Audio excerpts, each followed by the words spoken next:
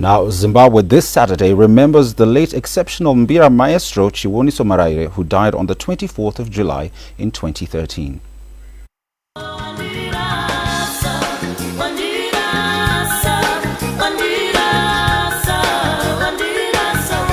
Not only was he an exponent of Zimbabwean Mbira music, but the late Chiwoniso Maraire was also a singing-songwriter renowned for her vocal prowess.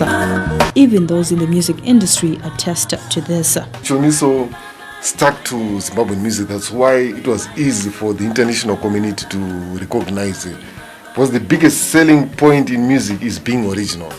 And one way of being original is to play music. So that's one thing our Zimbabwean youths always make a mistake. For you to be recognized internationally, you need to copy on Ukunze.